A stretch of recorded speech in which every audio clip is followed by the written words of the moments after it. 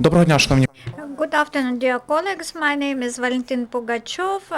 I'm host of Spokesperson of Peaceful Life project at UCMC. Last time we talked to volunteers from France how they support the Eastern Ukrainian citizens, and today we have Miss Irena von Burg on Skype connection. She is the president of the volunteer organization 24 Hours Help. Good afternoon, Miss von Burg.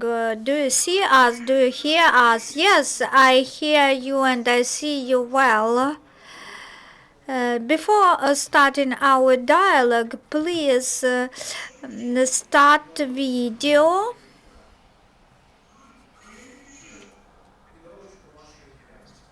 The video about activities of your Swiss NGO.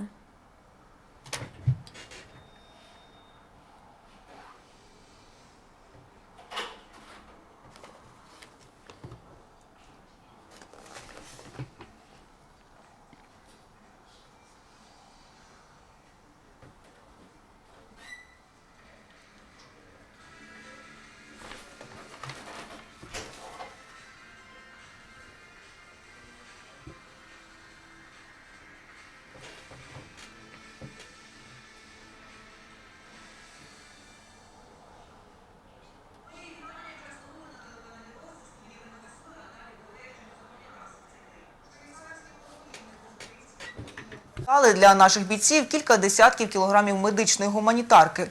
Це Swiss charity provided many surgical sets of first and also first medical aid.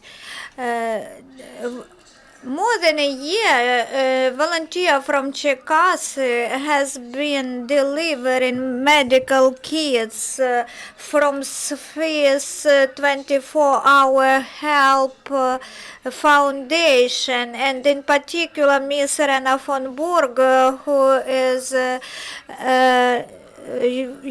has Ukrainian origins.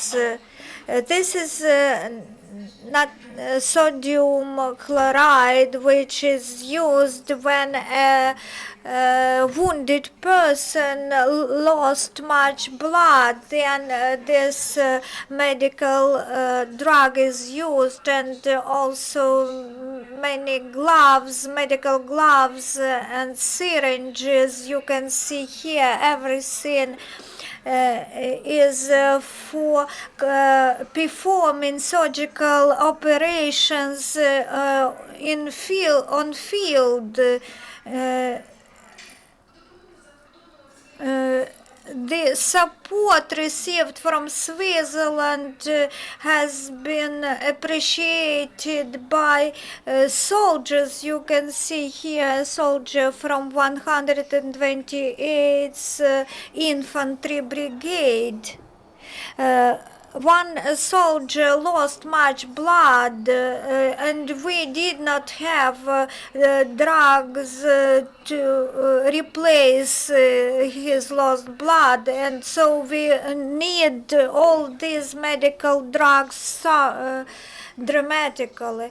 Soon we send all these medical kits by lorries. Thank you. Miss von Burg, I have the first question to you. Could you tell us a few words? How long have you been living in Switzerland and supporting Ukraine? And what was the first steps with your support? I have been living in Switzerland more than 20 years, and we have been supporting Ukraine for about 2 years. As for me, from July 2014, when the war started,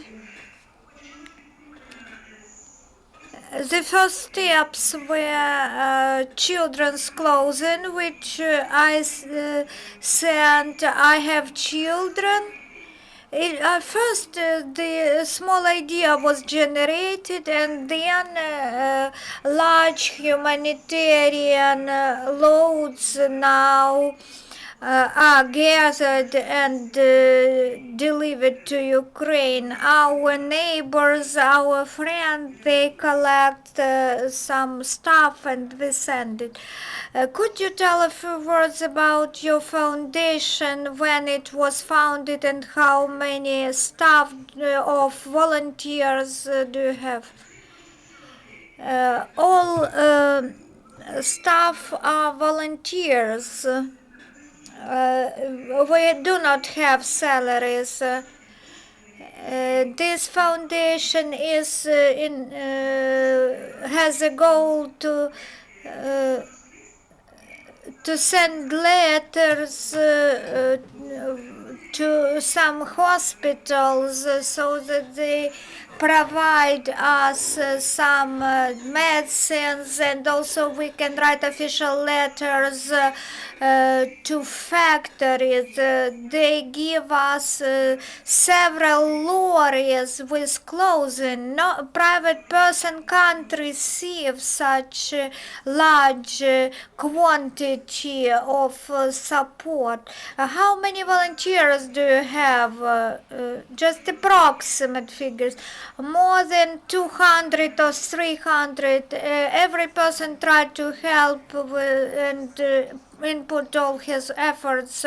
What about your volunteers? Do they have Ukrainian origins, or they are purely Swiss origin? Yes, very many Swiss persons, for example, those companies which provide the whole lorries of goods, very many Swiss people support us.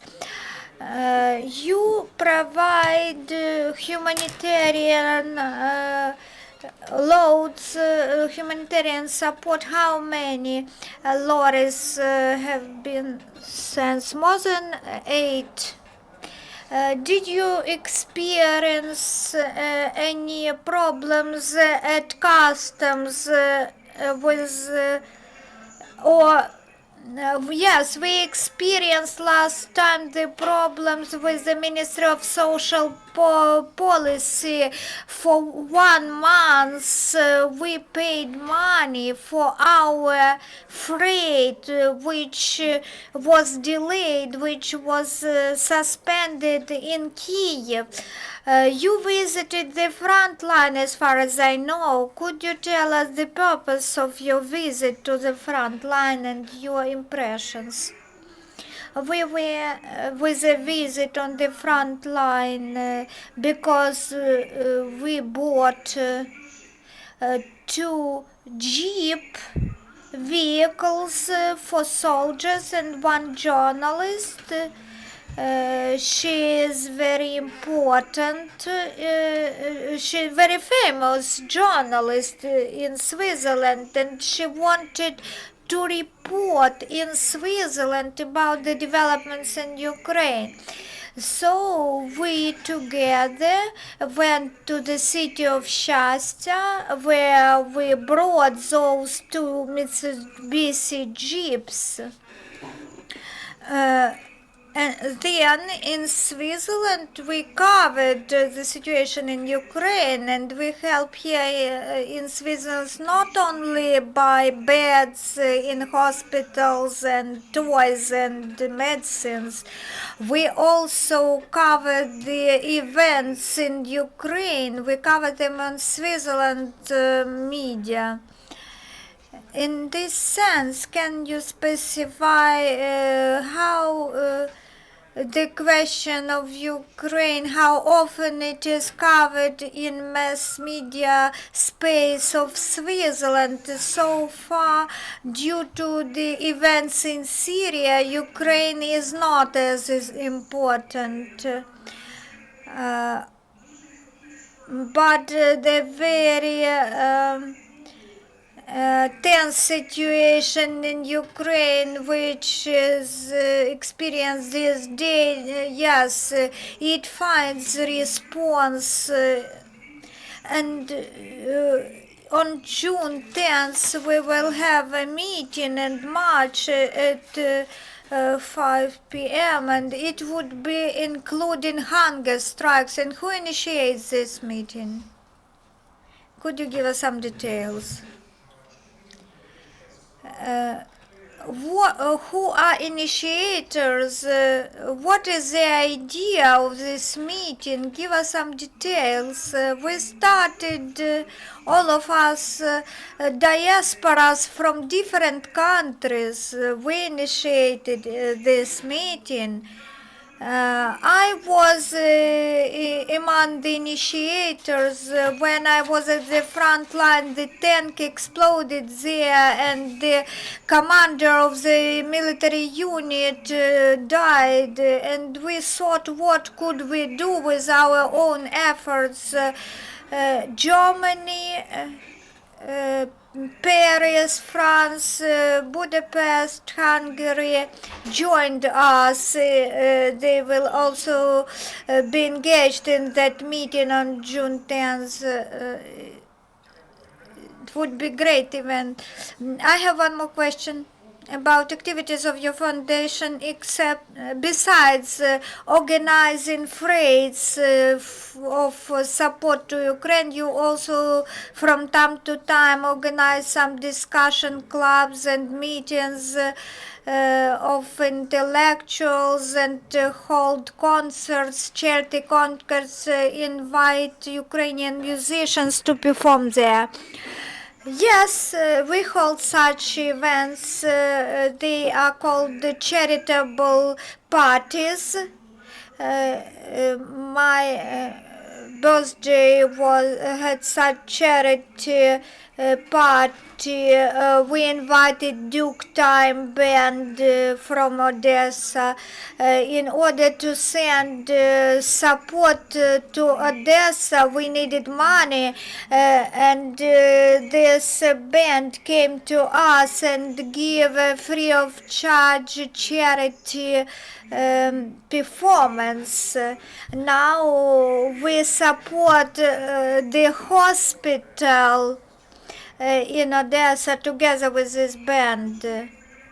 We also met with Katerina Bozhinska, Renaissance Foundation of Capacians. They also conduct very many activities. They visit many countries asking for peace. They are peacemakers. On 18th of May, we visited the Pope in Rome. We have videos, and the Pope blessed Ukraine for peace. And we informed that the hostilities continues in Ukraine. We have a question. Sergei Malelchuk, UCMC. First of all, I would like to thank you on behalf of Ukraine Crisis Media Center for your precious assistance and your activities of support to ATO soldiers at the front line. And could you please give details about that bad history with your freight, how it was explained by the Ministry of Social Policy, and what was the result of conflict? Would it may it have some continuation?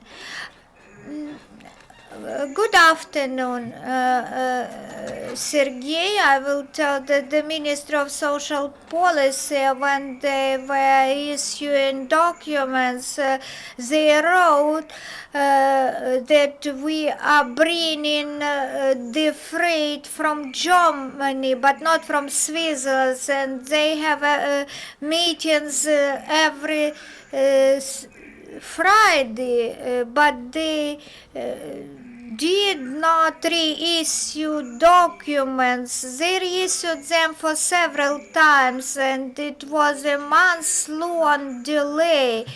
Or kilograms were not coincided. We brought not 10 tons but 12 tons of cargo of freight, so it was only a tentative weight. We were forced to weigh every package 4 or 5 days at customs. There was a weighing procedure. I would like to thank the Ministry of Environment. They always have been helping us. They have 10 days period for response, but they respond to our request within 2 hours, because I have personal contact, one woman which is in the staff of the Ministry of Environment. She was with me on the visit to the front line, and the Minister of Social Policy. This is awfully.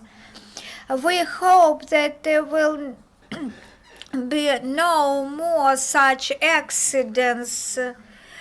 We are not going to investigate now the surnames of those staff from the Ministry of Social Policy, but we hope that such humanitarian freights will be brought with full support from the Ministry of Social Policy. I have a letter from Switzerland, because Switzerland was very unhappy with that accident. I tried to hide those problems, but I could not. It was impossible to hide for a month how all those freights were delayed at customs, how the three-weighing procedure took place for 5 days, and how we didn't have opportunity to reload our freight in Kiev at customs. We should have used some private companies. We were not allowed to unload our lorry in Kiev. Well, this is a very awful event. In person, I would like to ask you for apologies for such accident, and I hope that the situation will be corrected in future. For 2 years of your activities, have you felt some change in the attitudes of Swiss people to Ukraine? And the second question is, do you feel some Russian propaganda disseminating in Switzerland? As far as I know, it is in place in Switzerland. And do you provide some counter propaganda? Yes, we provide contra propaganda, because there are some people walking on the streets in Switzerland with LPR, DPR flags, and we also conduct marches to demonstrate that this is untrue. That is why I would like to say that attitudes in Switzerland and in Europe, the attitudes changed to positive. Ukrainians are respected very much now, and they are loved. They are contrary to Russia. We wish you every success, and we will see you again in some time. Next briefing will be at 12 o'clock.